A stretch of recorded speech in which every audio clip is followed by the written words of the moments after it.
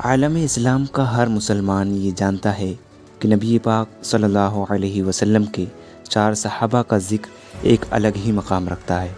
Number 1 حضرت ابو بکر صدیق رضی اللہ تعالی عنہ، نمبر 2 حضرت عمر فاروق رضی اللہ تعالی عنہ، نمبر 3 حضرت عثمان غنی رضی اللہ تعالی عنہ، اور نمبر 4 حضرت علی رضی اللہ تعالی عنہ ہیں۔ ہم بات کریں گے حضرت عمر فاروق رضی اللہ تعالی عنہ کی، جن کے والد کا نام خطاب تھا۔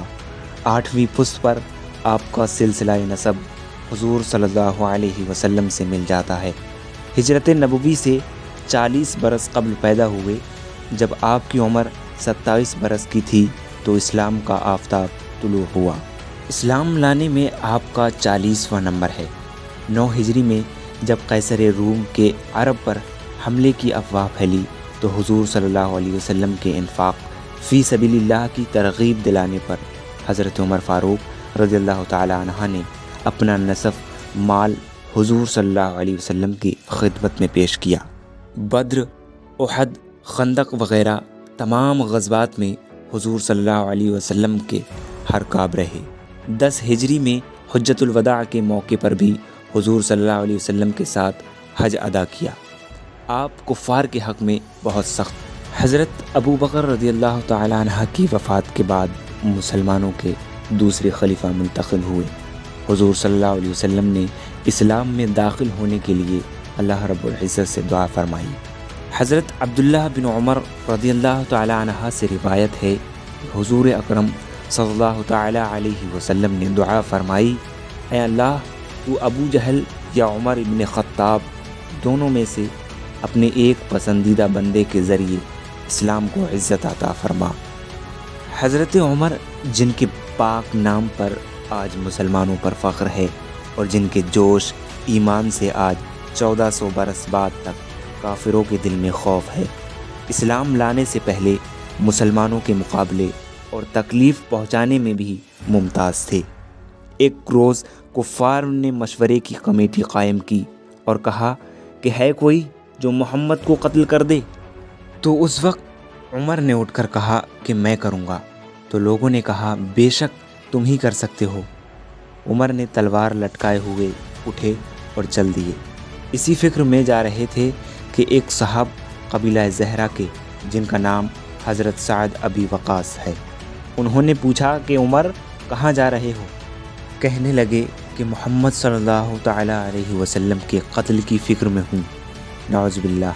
سعد نے کہا کہ بنو ہاشم بنو زہرہ سے کیسے مطمئن ہو گئے؟ وہ تم کو بدلے میں قتل کر دیں گے۔ اس جواب پر بگڑ گئے اور کہنے لگے کہ معلوم ہوتا ہے کہ تو بھی مسلمان ہو گیا ہے، لا پہلے تجھے ہی نپٹا دوں۔ یہ کہہ کر تلوار نکالی اور حضرت سعد نے بھی یہ کہہ کر کہ ہاں میں مسلمان ہو گیا ہوں، پھر تلوار سنبھالی۔ دونوں طرف سے تلوار چلنے کو تھی کہ حضرت سعد نے کہا کہ پہلے اپنی گھر کی تو خبر لے، تیری بہن اور بہنوئی دونوں مسلمان ہو چکے ہیں۔ یہ سننا تھا کہ غصے سے بھر گئے اور سیدھے بہن کے گھر گئے، اور وہاں جا کر کیا دیکھا کہ دونوں میاں بیوی قرآن شریف کی تلاوت کر رہے تھے۔ عمر کے ہاتھ میں کوئی چیز تھی، اس کو اپنی بہن کے سر پر مار دیا اور خون نکل آیا، اور کہنے لگے کہ تم دونوں بھی بددین ہو گئے۔ عمر نے پوچھا یہ کیا پڑھ رہے تھے؟ تو جواب دیا کہ ہم بات چیت کر رہے تھے۔ عمر نے کہا کہ تم نے اپنا دین چھوڑ دیا اور دوسرا دین اختیار کر لیا؟ تو بہنوئی نے کہا کہ دوسرا دین حق پر ہو تب۔ یہ سننا تھا کہ ان کی داڑھی پکڑ کر کھینچی اور بے تحاشا ٹوٹ پڑے اور زمین پر گرا کر خوب مارا۔ بہن نے چھڑانے کی کوشش کی تو ان کے منہ پر ایک تماچا مارا کہ خون نکل آیا۔ بہن کہنے لگی کہ ہم کو اس وجہ سے مارا جاتا ہے کہ ہم مسلمان ہو گئے ہیں۔ بے شک ہم مسلمان ہو گئے ہیں، جو تجھ سے ہو سکے تو کر لے۔ حضرت عمر کا غصہ اس مار پیٹ سے کم ہو گیا تھا، تو عمر نے بہن سے کہا کہ تو کیا پڑھ رہی تھی؟ لا مجھے بھی تو دکھا۔ تو بہن نے کہا کہ تو ناپاک ہے اور اس کو ناپاک ہاتھ نہیں لگا سکتے۔ تو حضرت عمر نے غسل کیا اور وضو کیا اور پھر قرآن پاک کو اپنے ہاتھوں میں لے کر پڑھا، تو عمر کی کیفیت ہی بدل گئی اور کہنے لگے کہ اچھا مجھے بھی حضور صلی اللہ علیہ وسلم کی خدمت میں لے کر چلو۔ یہ الفاظ سن کر حضرت خباب اندر سے نکلے اور کہا کہ اے عمر، تمہیں خوشخبری دیتا ہوں کہ حضور صلی اللہ علیہ وسلم نے دعا مانگی تھی، یا اللہ، عمر اور ابو جہل دونوں میں سے جو تجھے زیادہ پسند ہوں اس سے اسلام کو قوت عطا فرما۔ معلوم ہوتا ہے کہ حضور کی دعا تمہارے حق میں قبول ہو گئی۔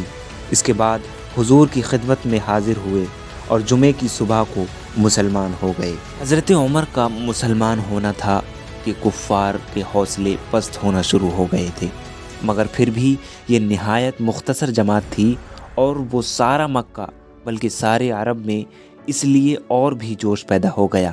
تاہم اتنا ضرور ہوا کہ مسلمان مکے کی مسجد میں نماز پڑھنے لگے۔